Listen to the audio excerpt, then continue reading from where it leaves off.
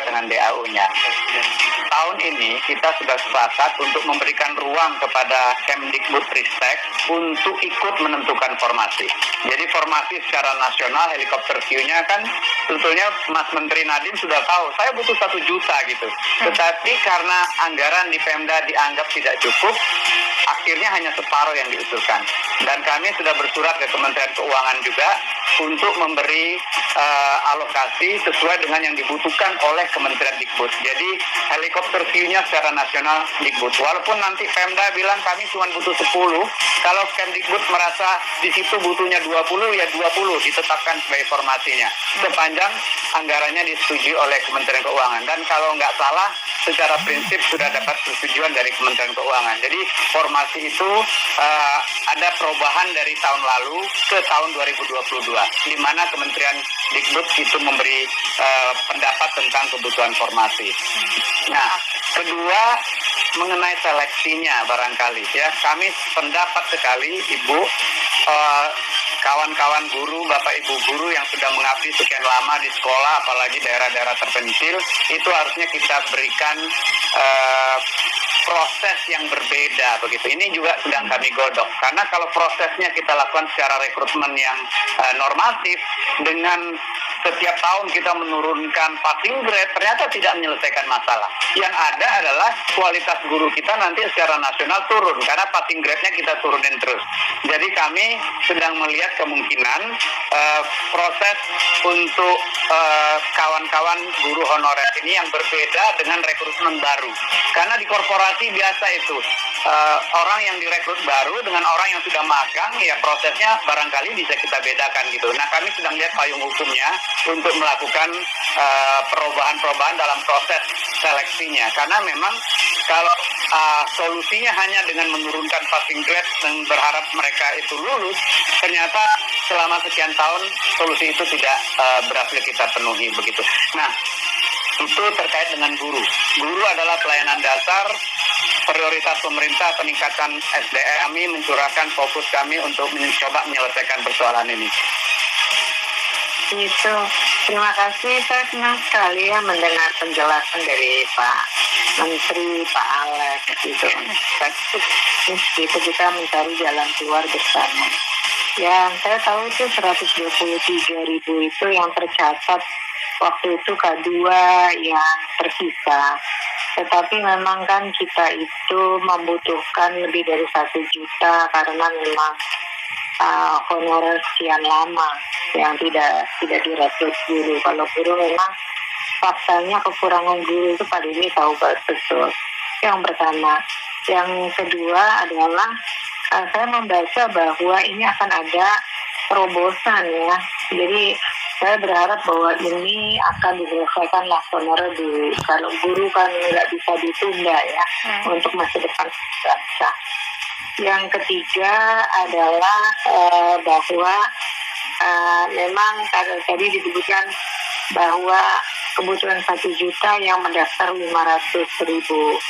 Saya kebetulan sudah banyak berkomunikasi dengan berbagai pihak, dengan kepala daerah, dengan Komisi 10, dengan teman-teman. Mengapa ini terjadi? Ya karena mereka katanya DAU-nya nggak ditingkatkan, jadi mereka kesulitan untuk membayar. Kalau ternyata tidak ada alokasi khusus di dalam hal penggajian. Jadi problem-problem itu Pak Dini lah yang tahu. Yang pasti begini, bahwa kalau memang 1 juta dan 2023 dan kebutuhan guru itu 1 juta sekian, diutamakan mereka yang jadi bukan hanya yang berusia tetapi juga yang memiliki pengalaman, karena ada juga Pak yang usianya 35 tahun baru ngajar 2 tahun gitu kan, karena pindah dari satu tempat. Itu menjadi prioritas dan saya kira PGRI sudah melakukan berbagai komunikasi ya, kita sama-sama mencari jalan keluar. Tapi memang persoalan guru harus diselesaikan. Saya kira teman-teman guru, terutama guru negeri yang kemarin shock betul tiba-tiba karena sertifikasi itu 100% afirmasi, terus guru-guru kami yang di swasta ya mohon dikembalikan langsung. dan selanjutnya direkrut dengan kualitas dan pengabdian. Itu kita sangat berharap dan terutama menghargai yang mereka yang pengabdian yang lama dan juga di daerah 3T ya Pak Deni. Jadi mohon DAU-nya ditambah gitu supaya nggak ada alasan untuk tidak didaftarkan semua, terus formasinya ya sesuai kebutuhan, kemudian juga memperhatikan kondisi honorer sekolah negeri yang sudah mengabdi lama gitu. Jadi saya juga ingin sekali dialog dengan Pak Deni off air karena dulu kita sebelum pandemi sering berdialog dengan Pak Menpan. Pak Menpan sebelumnya, saya Pak Cahyo juga orangnya sangat baik ya. Itu untuk menyelesaikan beberapa hal.